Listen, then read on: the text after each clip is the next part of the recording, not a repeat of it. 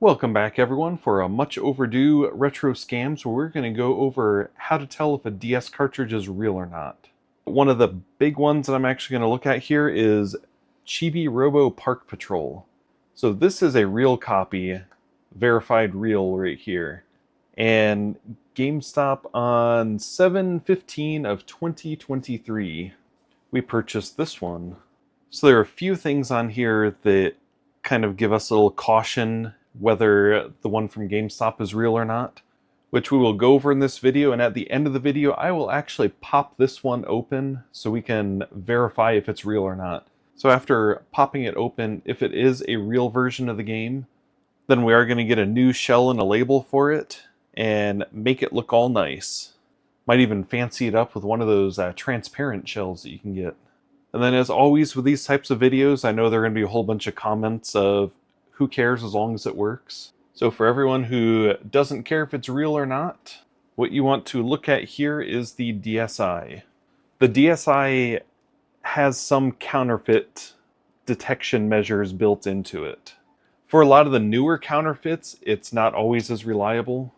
But right here I have the Digimon game for the DS, the fake version of it. We will test it out on here. A lot of the higher quality fakes, and it is not picking it up. Let me reseat it. A lot of the higher quality fakes, it will actually pick up as the actual game, but the lower quality ones, it won't pick them up. I'm gonna try it one more time. Or it might be kind of spotty. Okay, so it looks like it picked it up that time. And then another thing the DSI will do is when you pop it open, depending on the quality of the game, it might crash right away with something saying that the game doesn't work. Okay, it looks like it is loading up. So this one did take a bit to be picked up in there, but it does look like it is playing in the DSI.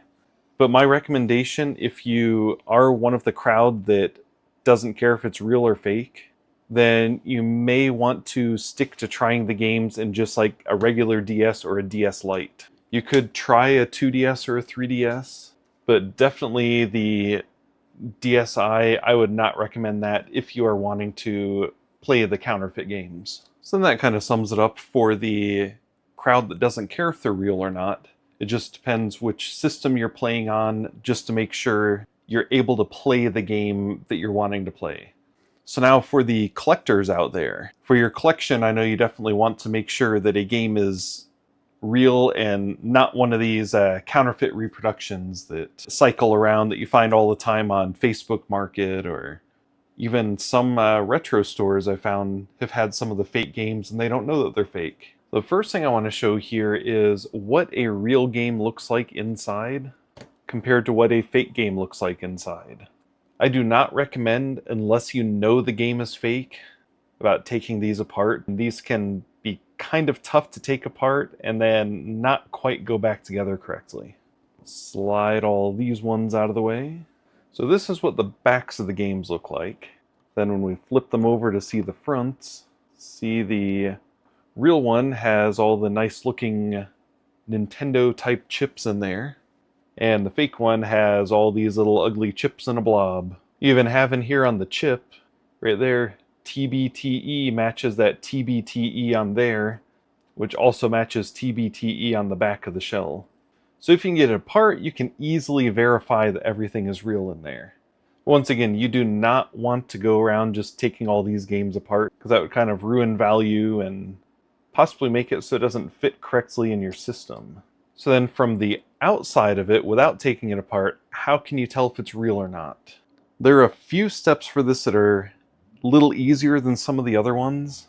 One of the ones I see online quite a bit has to do with looking at the top of the cartridge. You can kind of see right here where the injection happened for the mold for this. It has that nice little rectangle made there, and then it has like a little different design right where the shells go together. So that is one of the ways to kind of verify the authenticity of it, because when you look at the one that is not a real one, it does not have that at all. But as everything goes with the DS, there are always exceptions, because not everything that is real is going to have one of those little rectangles up there. We'll take Animal Crossing as an example. This one I had to take apart and verify, but you can see the one over here has that little rectangle on there, and the one over here does not. But with this one, this is another one that's going to get a new shell and a new label to it just because I took it apart. But popped it apart, and it's actually Nintendo branded and everything. So even though this one did not have that, it was a real one. So that rectangle check is one of those things where if it has it, it's more likely to be a real one. If it does not have it, then it's less likely to be a real one, but it's not 100% either way. And then another check on here that can vary, just like that first one of the rectangles. If you take one of these cartridges and shake it, then if the chip inside shakes a little bit, then it's more likely to be a real one than not. This one also did not shake, so it didn't have the rectangle and did not shake, so that's why I had the assumption that it was not a real one. And we have real Battleship here and fake New Super Mario Bros. And if we pop these apart, we can kind of see in here why that rattling happens. So this one, you have to actually kind of push it into place. If I pop this one out and then push that back in there, you have to kind of push hard just to make sure that those get stuck in place correctly. So there's like no wiggle room or anything. The fake ones just fit pretty strongly in those two spots, so then it won't shake. But this one, you can see when I hold the case down for it, just kind of move this back and forth, there's a little bit of wiggle to it, has a little bit of play. And that's why the real ones can shake back and forth, because you don't have to kind of force them in there, they just kind of loosely fit right in there. And I've not come across any fake ones yet that have that rattling in there. So that's something that seems specific to real ones. But in the case of Animal Crossing, that one did not shake at all in there. So then something specific with the real black cartridges, as opposed to the gray ones, you can actually see through the cartridges if you have a light source. So I put a light there. We'll flip this over onto its back. Then you can see directly through there at different spots. Kind of see where it goes together. Which if we have Animal Crossing here as a reference, then we should see, yeah, there's one of the holes on the top. There's the other one on the top. We had the label in the way to really see those other ones there.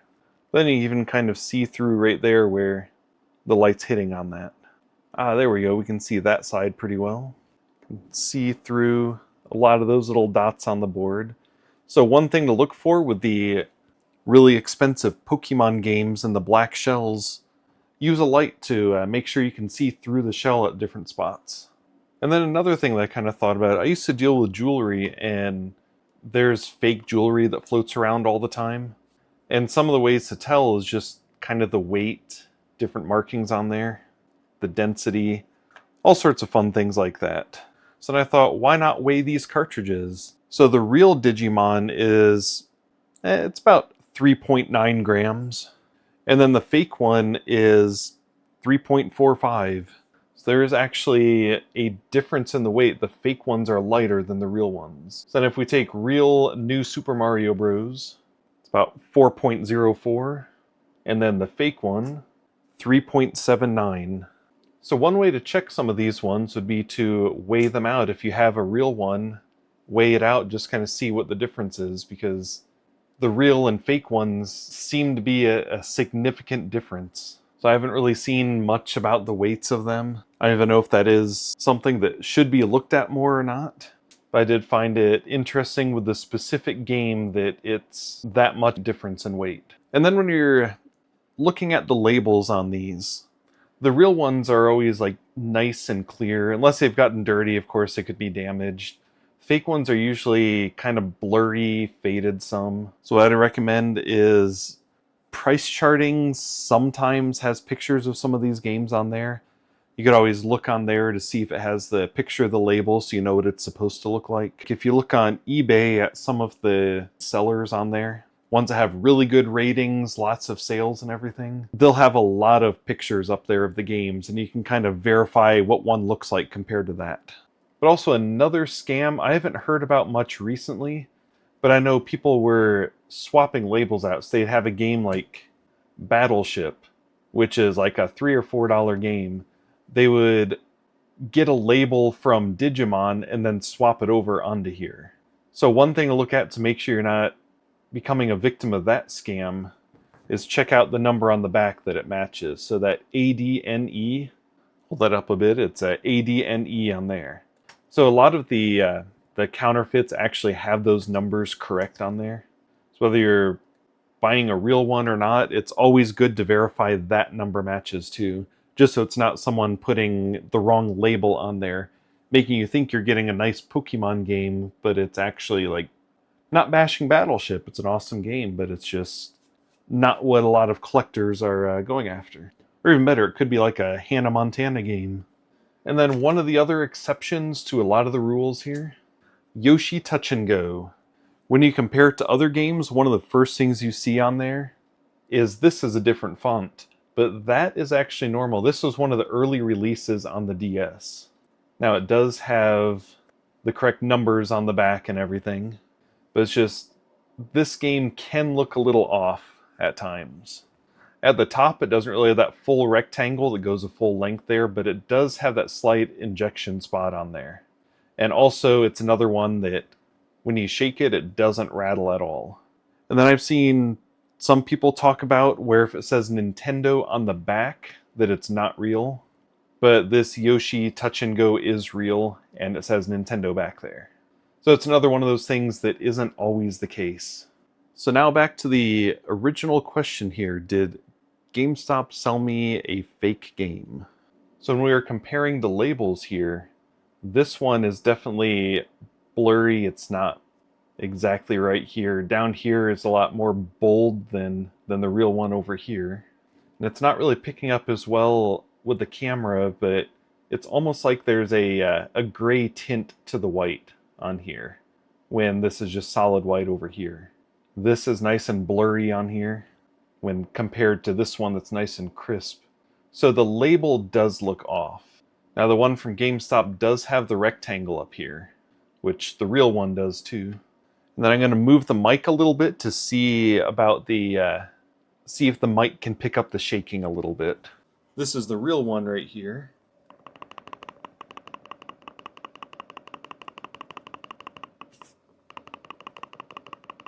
So there is a nice shaking to that one. Don't quite know if the mic picked it up. I might even be quieter right now. But then we'll do the fake one.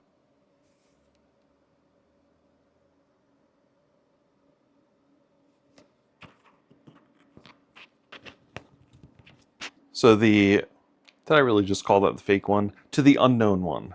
So the real one definitely had the shaking. The unknown one did not have the shaking. So then we'll check this out.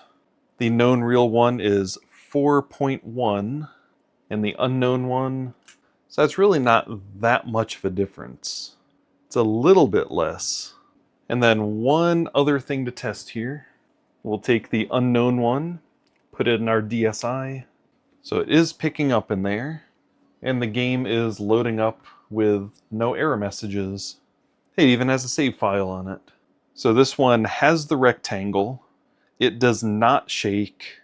The weight is pretty close, but the label is way off. So really, if I had to guess about this one, I would guess the label probably got damaged and this was just a replacement label that was put on. So my personal opinion of this one would be that it's a real one with a replacement label. But just to be sure, we will have a bit of fun here. We have our potentially just relabeled Chibi Robo here, and we have our tool for popping it apart. And then I have some safety gloves on because that can cut the skin, and I'm talking from experience. Now I have tried heat before to take these apart, and that does not work that well. Usually want to start, oops, if I can hold it right, usually want to start in the corner areas where there's that little gap, and then try to pry it apart and then get this in to go across here, and then you go down the sides. Once again, I do not recommend taking these cartridges apart, because if it is real, then you just kind of ruin the whole value of it, but this is for science. Okay, and start prying. There we go, that's starting to come apart. I want to try to get this into the opening there. There we go, and then go across the top, go down the side here, and then try to get this down so we can get the other side going. Okay, and there we go. That down. And then the moment of truth. There we go, we had a real game right there. So as you can see, the AJBE matches what's on the chip right there, and also matches what's back here. Then on the other side, we do have the nice Nintendo mark and that. So then once again, this kind of shows that even if it doesn't pass every single test for being a real game, it can still be a real game. So when you are buying DS games, make sure this code matches what's on the back of the shell right there. Make sure it has that rectangle. And then also make sure that when you shake it, there's a little clicking noise. And just remember that not all real games will shake, and also not all real games are going to have that rectangle. I hope this was helpful for you. If you have any questions about any of this, let me know in the comments. Also, if you have any other ways of telling if it's a real or fake DS game, then add that in the comments. If you enjoy content like this, make sure to subscribe. We also have lots of videos of modifying retro consoles, fixing retro consoles, and lots of stuff about capacitors. These days you can't really fix a retro console without at least changing one capacitor. Make sure to leave a thumbs up if you haven't. Want to thank you for watching. Have a nice day.